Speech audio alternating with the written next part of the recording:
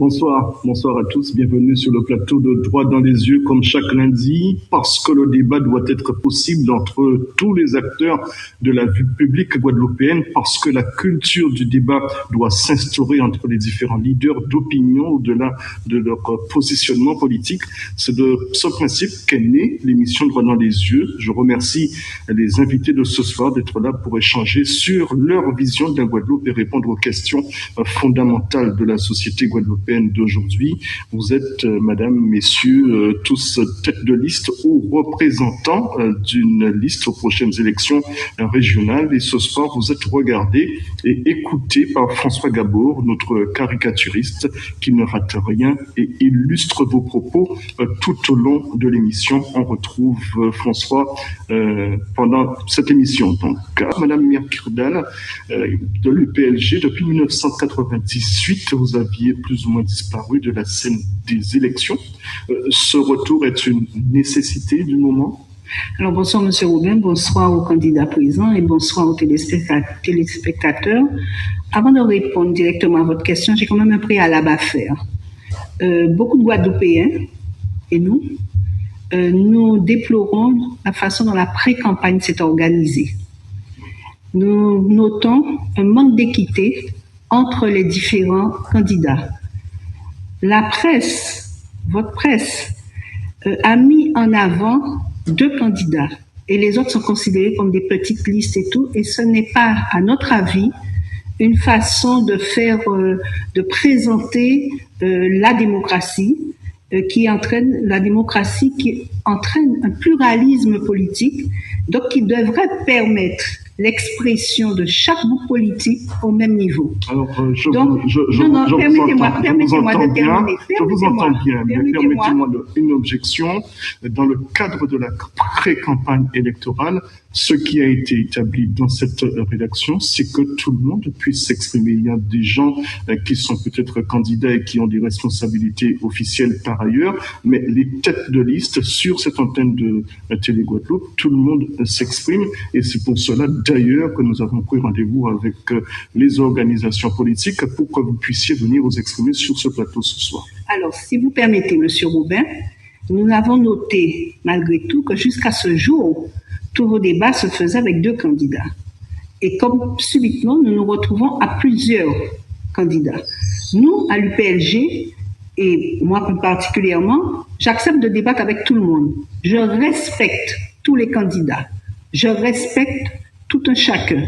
Mais nous estimons aujourd'hui que cette méthode qui a été utilisée est quelque part un manque de respect vis-à-vis des autres candidats, considérés comme des petits, et vis-à-vis également de notre organisation, qui a quand même une longue histoire et qui a pesé quand même dans le pays. J'entends votre réflexion. J'ai accepté de participer ce soir à ce débat parce qu'au-delà de ces problèmes, je crois que le peuple guadeloupéen a besoin d'autre chose. Il n'a pas besoin de combat de coq et d'un combat supplémentaire entre d'autres. Je crois qu'il a besoin qu'on lui propose des choses, qu'on lui fasse voir que tout n'est pas perdu. Parce que nous faisons tous le même constat, que la situation en Guadeloupe se dégrade de plus en plus. On va vers le gouffre. Madame Donc c'est la raison pour laquelle je suis là. Je vous donne l'occasion de vous exprimer au nom de votre organisation politique. On ne va pas s'arrêter sur des petits chiffonniers, mais si je vous entends bien, compte tenu des têtes de liste actuellement connues en Guadeloupe, j'aurais dû faire des débats à 2 et un débat avec un seul, puisque prenez la liste des tête de liste connue aujourd'hui, on aurait eu un débat avec une tête de liste. Parenthèse refermée. Le retour de l'UPLG, c'était ça ma question. C'est une nécessité du moment. Alors, comme vous l'avez dit, l'UPLG avait eu, en 1998, nous avions effectivement des élus. Par la suite, nous n'avons, si vous voulez, sous le plan électoral, nous ne nous sommes pas vraiment impliqués, du moins en termes de tête de liste, conduire des listes, mais nous avons toujours été présents. Nous avons toujours été présents, nous avons toujours participé aux débats politiques lors des différentes élections.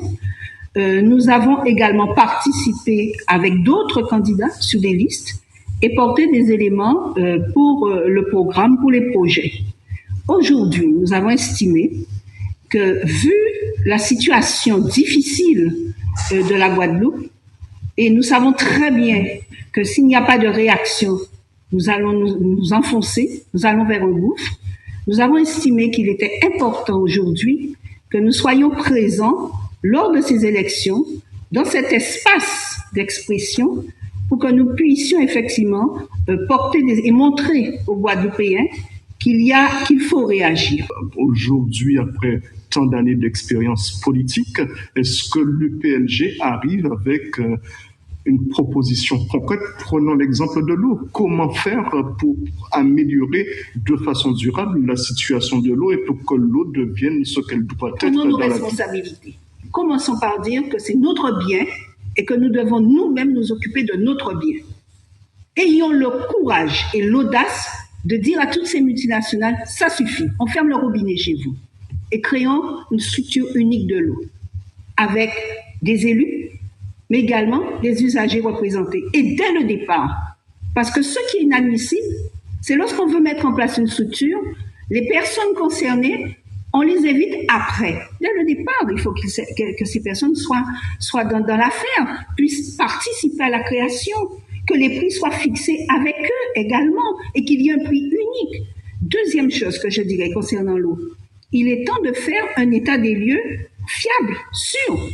Canalisation qui ne sont pas bonnes, combien? Déterminer des priorités.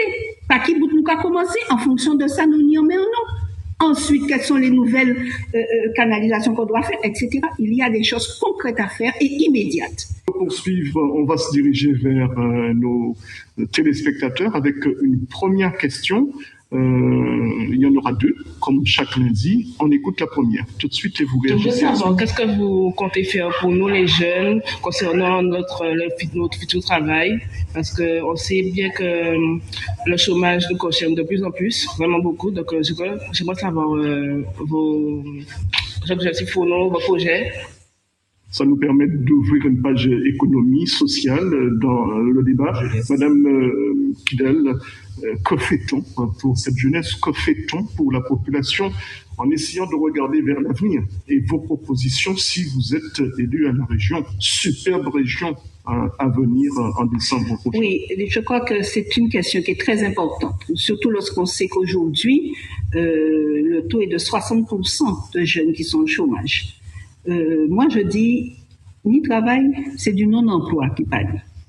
Nous avons effectivement des jeunes formés qui partent et lorsqu'ils reviennent, qui ne trouvent pas d'emploi. Deux réponses. Soit il n'y a pas le poste dans votre formation, correspondant à votre formation, soit diplôme trop élevé. Deuxième cas de figure. Nous avons des jeunes qui n'ont pas pu partir se former et qui malheureusement se retrouvent également au chômage, sans emploi, sans perspective et sans formation. Nous nous proposons de revoir déjà la formation en elle-même.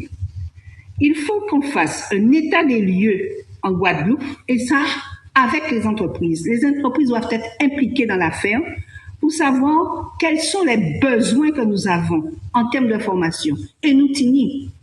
Si on prend dans nous proposons par exemple de développer les nouvelles énergies, puisqu'on a également pris en compte toutes les questions d'écologie, respect de l'environnement. Les énergies nouvelles et renouvelables. Mais on aura besoin de gens formés pour développer cette nouvelle forme d'énergie. Donc, c'est faire l'état des lieux, voir quels sont les besoins en termes... le pays aura besoin de quoi pour avancer vous avez une idée de ce qui peut être fait pour améliorer la situation? Oui, de toute manière, il faut effectivement que nous puissions mettre en place une formation dans ici, mais également orienter nos jeunes vers les formations qui seront nécessaires pour développer le pays. Basé sur la formation, pas uniquement sur la formation. Écoutez-moi, il faut qu'on puisse revoir également la question de l'insertion de ces jeunes. Il y a effectivement aujourd'hui des ateliers d'insertion, etc. Mais ce n'est pas suffisant. Ce sont des coups, du saupoudrage, des petits coups comme ça. Il faut vraiment que ça se fasse sous la durée. Et nous proposons justement un nouveau développement qui s'inscrit dans la durée et basé sur l'économie sociale et solidaire. Et les jeunes sont impliqués dans cette formation. Je crois que ces jeunes ont besoin, effectivement, qu'on les accompagne. Et lorsque nous serons à la région, ce sera une de nos priorités. Les accompagner, les aider pour qu'ils puissent effectivement avoir un véritable projet professionnel, mais qu'ils puissent travailler. Et non pas, si vous voulez, les utiliser. Parce que nous nous inscrivons, et je l'ai dit tout à l'heure, je le répète, dans la solidarité, mais la vraie solidarité. Et solidarité intergénérationnelle, solidarité envers les jeunes et que ça soit réciproque, et que ces jeunes puissent effectivement sentir qu'ils sont partie prenante dans le développement de la Guadeloupe. Écoutez, moi, ça me choque. Chaque fois, quand j'entends dire, ah, ces jeunes-là feignants à présent, ces jeunes-là, mais ils n'ont pas fait feignants, ils n'ont pas fait délinquants, ils n'ont pas fait comme ça. C'est qu'il y a des valeurs qui ont disparu. Et nous allons contribuer pour que ces valeurs puissent reprendre leur place. On ne peut pas, de toute manière, M. Robin, avoir un développement économique, soit-il le plus moderne du monde, si on ne prend pas en compte l'homme, l'être humain, et les jeunes en particulier. C'est inévitable. Et pour ce faire, il ne faut pas faire pour, il faut faire avec eux.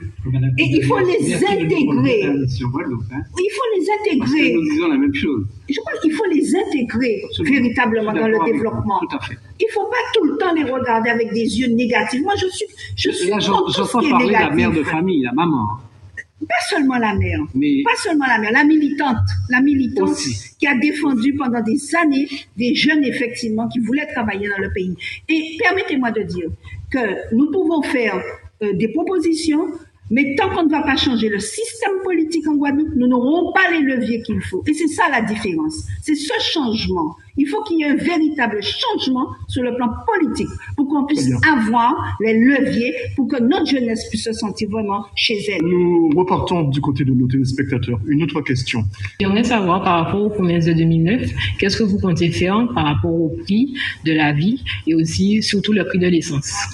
Sans réalité, quel que soit magicien là qui peut dire toute baguette qu'il voulait, en qu'espérer que Zia Guadeloupe est ouvert, il voit que il a menti baillot.